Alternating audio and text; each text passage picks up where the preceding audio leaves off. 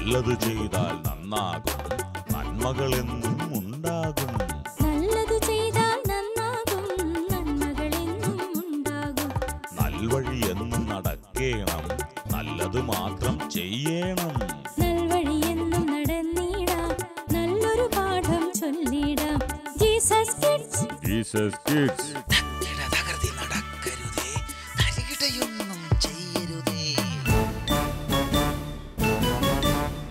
Hi friends, ചിരിക്കാൻ ചിന്തിക്കാൻ ആകെ മൊത്തം ടോട്ടൽ ആനന്ദിക്കുവാനുള്ള സമയം. Welcome to Jesus kids. നാട്ടിലായാലും കാട്ടിലായാലും പ്രശ്നങ്ങളുണ്ടാവാം. കാട്ടിലുള്ളവർക്ക് നാട്ടിലുള്ളവരുടെ പ്രശ്നങ്ങൾ കാണാൻ കഴിയുമോ എന്നറിയില്ല. എന്നാൽ നാട്ടിലുള്ളവർക്ക് കാണാം. എങ്ങനെ? കാട്ടിലെ കൂട്ടുകാർ.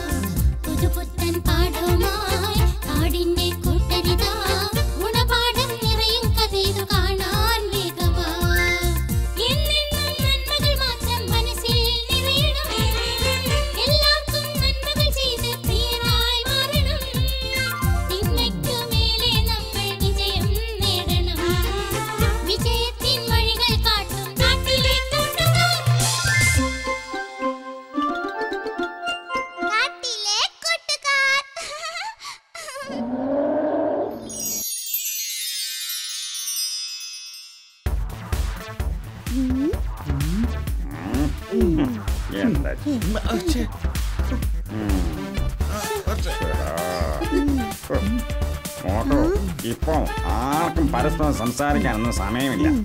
ഫുൾ ടൈം ഫോണിൽ തന്നെയാ. നേരാ. പണ്ടൊക്കെ കുറച്ചുപേര് ഒരുമിച്ച് കൂടിയ വർത്താനവും കളിയും ചിരിയും. എല്ലാവർക്കും തിരക്കോടെ തിരക്ക്. പക്ഷെ എന്തെങ്കിലും നല്ല കാര്യത്തിന് വേണ്ടി ആരും ഒന്നും ഒട്ടും ചെയ്യില്ല താനും. പരസ്പര ബന്ധങ്ങൾക്ക് ഒരു വിലയില്ലാതായി. അവരവർക്ക് അവരവരുടെ കാര്യം മാത്രം. ഈ ഫോൺ വ്യാപകമായതോടുകൂടി എല്ലാം പ്രശ്നത്തിലാണെന്നേ. തുടങ്ങിയിട്ട് അല്ല, സ്വസ്ഥായിട്ടൊന്ന് ഗെയിം കളിക്കാനും സമ്മതിക്കില്ലേ? അതിന് ഞങ്ങളൊന്നും ഗംഭീറിനോട് പറഞ്ഞില്ലല്ലോ. കുറച്ചു നേരെ നിങ്ങൾ ഫോണിനെ പറ്റിയും അതിന്റെ പ്രശ്നങ്ങളെ പറ്റി പറയണത് ഞാൻ കേൾക്കണ. അത് നേരല്ലേ? എന്ത് നേര്? ഈ ഫോൺ കൊണ്ട് എന്തെല്ലാം ഉപകാരം ഉണ്ടെന്ന് നിങ്ങക്ക് അറിയാവോ? ഉപകാരമൊക്കെ ഉണ്ട്. അത് ദുരുപയോഗം ചെയ്യുമ്പോഴാ പ്രശ്നം. അതെനിക്ക് മനസ്സിലായി. ഞാൻ ഗെയിം കളിക്കുന്നത് കണ്ട് നിങ്ങൾക്ക് സഹിക്കുന്നില്ലല്ലേ? ഗംഭീറെ, ഞങ്ങൾ ഗംഭീറിനെ ഉദ്ദേശിച്ച് പറഞ്ഞതല്ല. ഫോൺ വരുത്തി വെക്കുന്ന ദുരന്തത്തെ കുറിച്ച് പറഞ്ഞു പോയതാ. നിങ്ങൾ എന്ത് പറഞ്ഞാലും ശരി, ഈ ഫോണില്ലാണ്ട് ഇന്ന് ആർക്കെങ്കിലും ജീവിക്കാൻ പറ്റോ? ഇല്ല. ഞങ്ങൾക്കൊന്നുമില്ലല്ലോ ഈ ഫോണ്. നിങ്ങൾക്ക് കാശ് മുടക്കാൻ കഴിയാത്തോണ്ടല്ലേ ഫോൺ വാങ്ങിയ റീചാർജ് ചെയ്യണം, നെറ്റ് ചാർജ് ചെയ്യണം, അങ്ങനെ ഒരുപാട് കാര്യമുണ്ട്. ഗംഭീറെ, ഒരു ഫോണൊക്കെ വാങ്ങാൻ ഞങ്ങളുടെ കയ്യിൽ പണമൊക്കെ ഉണ്ട് കേട്ടോ. വാങ്ങരുതോ? അല്ലാതെ മറ്റുള്ളവരെ കുറ്റം പറഞ്ഞ് നടക്കല്ല വേണ്ടത്. എന്റെ ഗംഭീരെ, ചൂടാവാതെ. ഞങ്ങൾ പറഞ്ഞതിൽ തെറ്റുണ്ടെങ്കിൽ ക്ഷമിക്കേ. ഈ ഫോൺ കൊണ്ടുള്ള ഉപയോഗം നിങ്ങൾക്ക് അറിയാത്തോണ്ട് കാര്യങ്ങൾ അപ്പൊ പറയാൻ കഴിയും. ഫേസ്ബുക്ക് വഴി, വാട്സാപ്പ് വഴി, ഇൻസ്റ്റാഗ്രാം വഴി, ലിങ്ക്ഡിൻ വഴി, അങ്ങനെ എന്തൊക്കെ പരിപാടികള്. ഫോട്ടോ എടുക്കാം, ലൈവായിട്ട് വീഡിയോ റെക്കോർഡ് ചെയ്ത് കൊടുക്കാം, അങ്ങനെ എന്തൊക്കെ പരിപാടികള്. സമ്മതിച്ചു. അങ്ങനെ വഴിക്കുമോ? അല്ല പിന്നെ എന്നോട് കളി. Are you ready for this?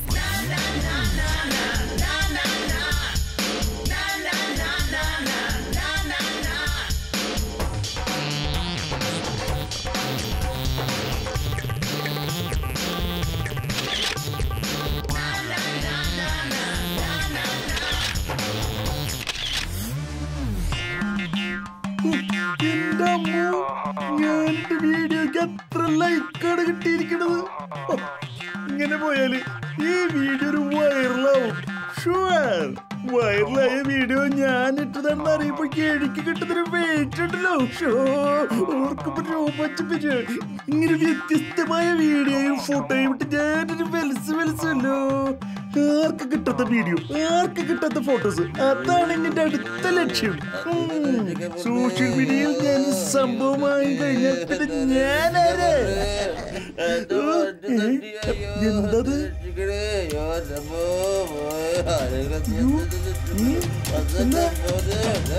എന്ത് പറ്റിയാ ചേട്ടാ? എന്റെ ഏതോ ഒരു ബൈക്ക് ഇടിച്ചിട്ട് പോയത് പോലെ എനിക്ക് പോയ കാലിലൊടിച്ചിട്ടോ ഈ അവസരം ഇനി കിട്ടില്ലേ? നല്ലൊരു ഫോട്ടോ എടുത്താൽ ഇഷ്ടം പോലെ ലൈക്കും കിട്ടും, നല്ല കമന്റ്സും കിട്ടും, നല്ല ഷെയറിംഗും കിട്ടും. എത്തിക്കന്റെ പൊന്നു പോലെ ലൈവ് കാണിക്കും പോലെ. ലൈക്കും കമന്റും കിട്ടുന്ന വീഡിയോ എടുക്കുമ്പോ രക്ഷിക്കാനാ. രക്ഷിക്കന്റെ പോലെ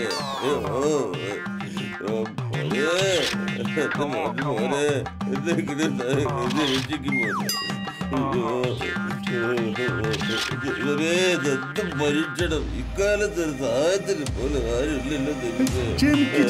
ഇതിന് എഡിറ്റ് ചെയ്യണം, കളർ ചെയ്യണം, മ്യൂസിക് ചെയ്യണം, മിക്സ് ചെയ്യണം, അങ്ങനെ ഒരുപാട് പണിയുണ്ട്. നിർത്തിയിട്ട് പോട്ടെ. ഞാനേ വേഗം ചെന്നിട്ട് കാര്യങ്ങൾ റെഡി ആക്കണം. നിന്റെ വീട്ടിലില്ല പോലെ നിനക്ക് മാതാപിതാക്കളും സഹോദരങ്ങളും അവരാരും റോഡിലിറങ്ങി ഇങ്ങനെ കെയർലെസ് ആയിട്ട് നടക്കാറില്ല. റോഡിലിറങ്ങുമ്പോ ചില മര്യാദകളുണ്ട്, ചില നിയമങ്ങളുണ്ട്. അത് നമ്മൾ കൃത്യമായിട്ട് പാലിക്കണം. Okay, by.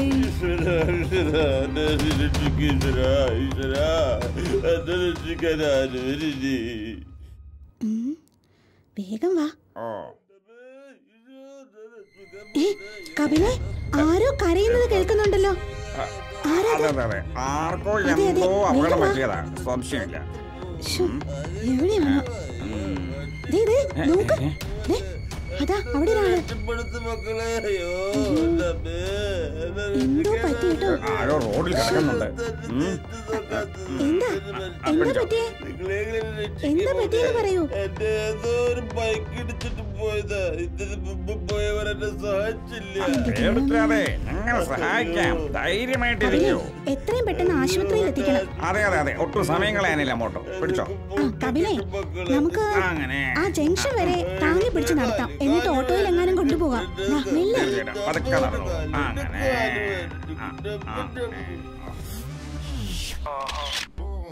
Are you ready for this?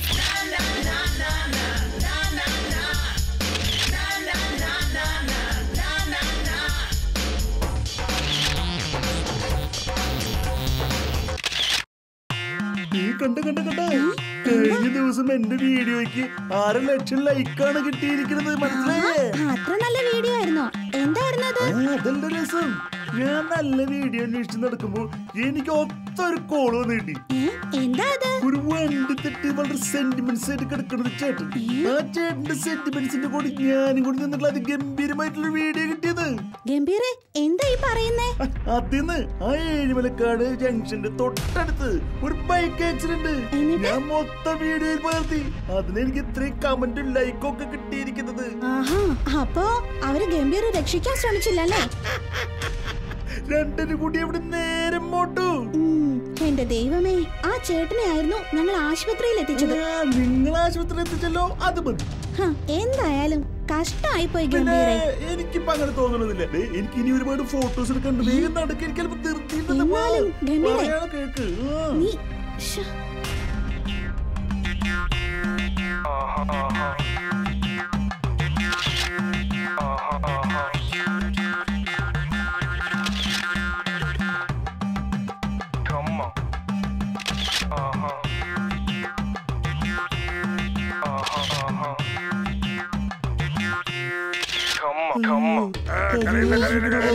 കരയാതെ ആംബുലൻസ് ഇപ്പൊ വരും. ചേട്ടാ, ഒരു 1-2 ഫോട്ടോ കൂടി എടുത്തോട്ടെ. ഒന്ന് ഫേവർ ആവുകയും വേറെ പണിയൊന്നുമില്ല. അതൊക്കെ വലിയ പങ്കപ്പാടാണ്. അത് പോലീസ് കേസ് അന്വേഷണം പല കാര്യങ്ങളുണ്ട് അതില്.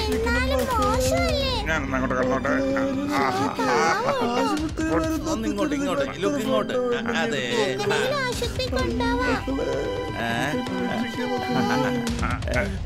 സെൽഫി എടുക്കാം കേട്ടോ. എന്റെ ഫോണിന് നല്ല പണിയായി തോന്നുന്നു. അങ്ങനെ അതന്നെ, ഒരു ക്ലോസ്. എന്തായാലും നല്ലൊരു സംഭവം എനിക്ക് ക്യാച്ച് ചെയ്യാൻ കഴിയും. ചാൻസ് ഉണ്ട്.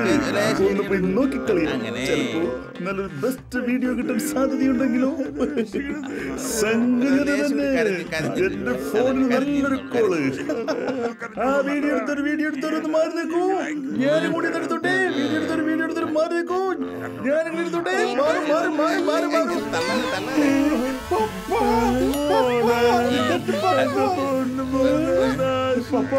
പപ്പയ്ക്ക് എന്താ പറ്റിയത്?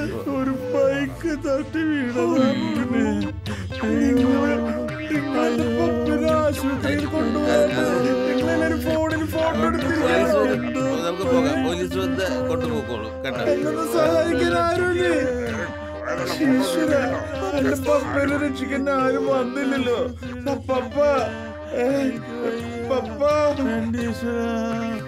മക്കളെ സഹായിക്കാൻ ആരുമില്ലല്ലോ. എല്ലാരും എന്റെ വീഡിയോ എടുത്തു. അവർക്കൊക്കെ എന്തിനാ? പപ്പക്ക് ഞാനുണ്ട്. പപ്പനെ ഞാൻ ആശുപത്രിയിൽ എത്തിക്കാം. പപ്പ എനിക്ക് തലക്കൊക്കെ ഗന്ധം പോലെ അങ്ങനെ പപ്പ ഒരു വണ്ടി പോലും ഇല്ലല്ലോ. ഈശ്വരാ തൊള്ളേ.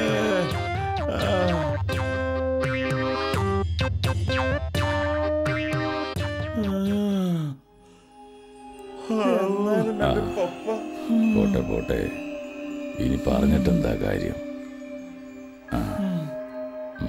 സാറേ, എന്റെ ഗംഭീരെ, ദുഃഖിച്ചിരുന്നിട്ട് കാര്യമില്ല. ഗംഭീറിനൊരു ആപത്ത് വന്നപ്പോ സഹായിക്കാൻ ആരുമില്ലാതായി പോയി. ശരിയാ സാറേ, ഞാൻ ചെയ്ത തെറ്റിനുള്ള ശിക്ഷ ദൈവം എനിക്ക് തന്നു. ഗംഭീരെ, നമ്മൾ എപ്പോഴും ഓർക്കേണ്ട ഒരു കാര്യമുണ്ട്. മറ്റുള്ളവരുടെ വേദനയിൽ നമ്മൾ സന്തോഷം കണ്ടെത്തരുത്. ശരിയാ സാറേ. ഈ ഗംഭീർ ആശുപത്രിയിൽ വെച്ച് എല്ലാം എന്നോട് പറഞ്ഞു. അവിടെ കിടക്കുന്ന കോറേട്ടനെ കണ്ട് മാപ്പും പറഞ്ഞു. കോറേട്ടന് വീട്ടിലെത്തിക്കാൻ കൂടെ പോവുകയും ചെയ്തു. Very good. ഈ ഫോൺ നമുക്ക് ആവശ്യത്തിന് ഉപയോഗിക്കാനുള്ളതാണ്. അത് ദുരുപയോഗം ചെയ്യുമ്പോഴാ പ്രശ്നങ്ങൾ ഉണ്ടാകുന്നത്. സാറേ, ഇനി ഫോൺ വേണ്ടെന്നാ ഈ ഗംഭീർ പറയുന്ന. ഞാൻ പറഞ്ഞല്ലോ, ഏതൊരു സാധനവും നമ്മൾ ഉപയോഗിക്കുന്നത് പോലെയിരിക്കും അതിന്റെ ഗുണവും ദോഷവും. ശരിയാ സാറേ. മക്കളെ, നമ്മളൊന്നും മനസ്സിലാക്കുക.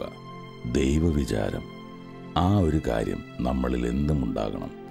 അന്യനെ സ്നേഹിക്കാനും സഹായിക്കാനും നമുക്ക് മനസ്സുണ്ടാകണം. എങ്കിലേ നല്ലവരായി ഈ സമൂഹത്തിൽ ദൈവത്തിന് പ്രിയപ്പെട്ടവരായി നമുക്ക് ജീവിക്കാൻ സാധിക്കൂ. ദൈവം നിങ്ങളെ അനുഗ്രഹിക്കട്ടെ. പ്രശ്നങ്ങൾ തരണം ചെയ്യാൻ മനസ്സ് ശാന്തമാവണം. മനസ്സ് ശാന്തമാവാൻ നല്ല വാക്കുകൾ ശ്രദ്ധിക്കണം. ശ്രദ്ധിക്കാം. Tinku Tinku little star.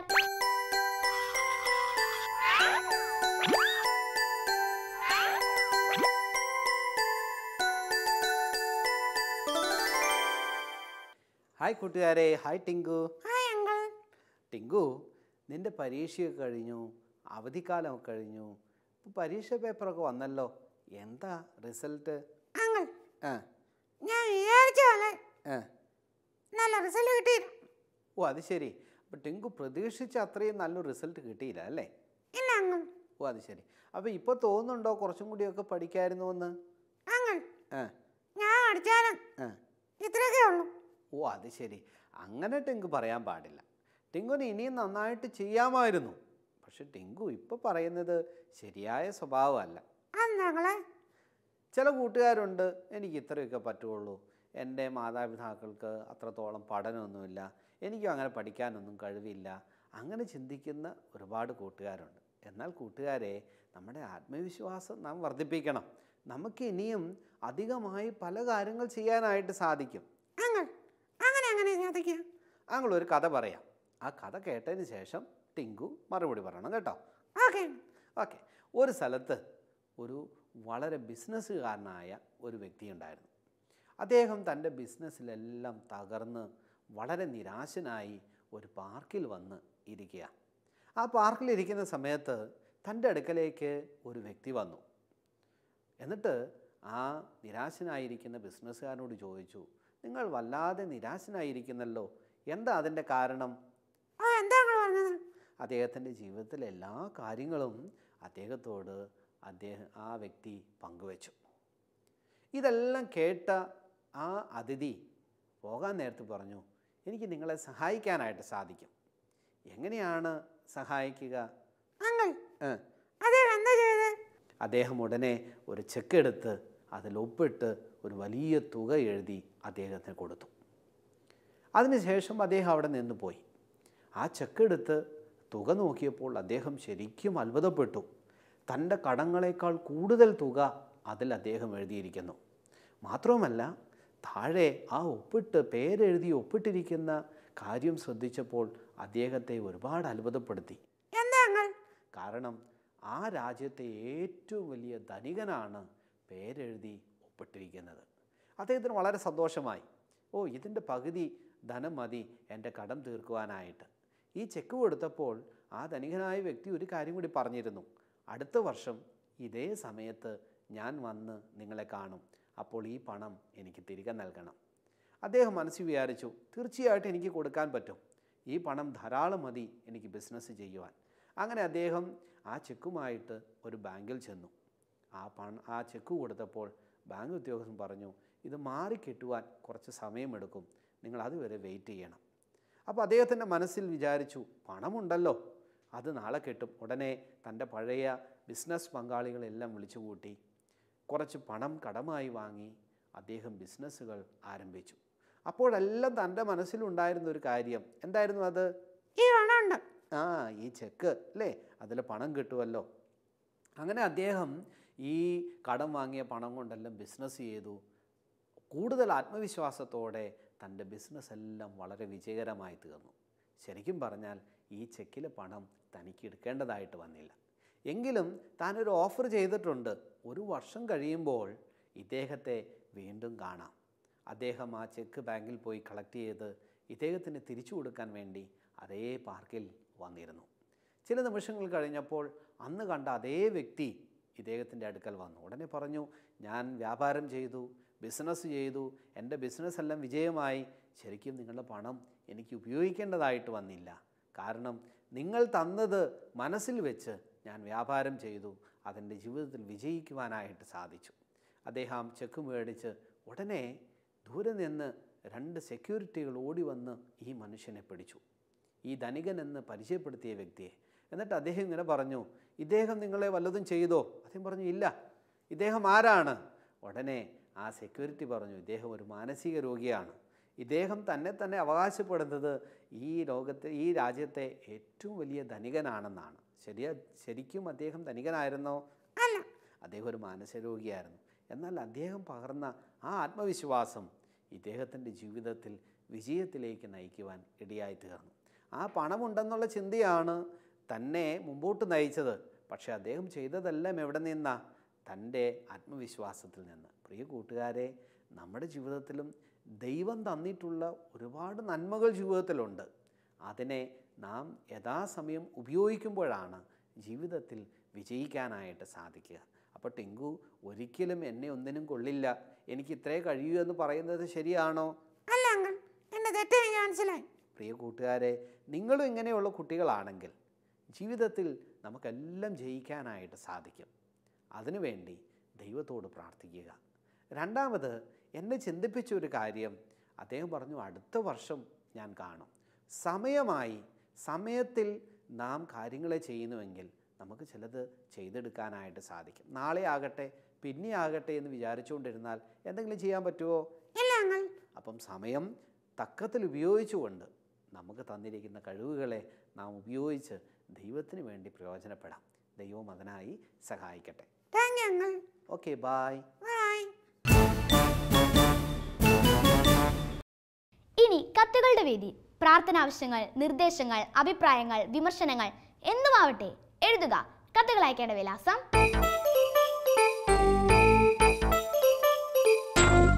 ഞങ്ങളുടെ വിലാസം: the producer, Jesus Kids, Shalom TV, Peruvannamuzhi PO, Kozhikode. Pincode 673528. പുതിയ കൂട്ടുകളുമായി അടുത്തയാഴ്ച സന്ധിക്കും വരെ വണക്കം.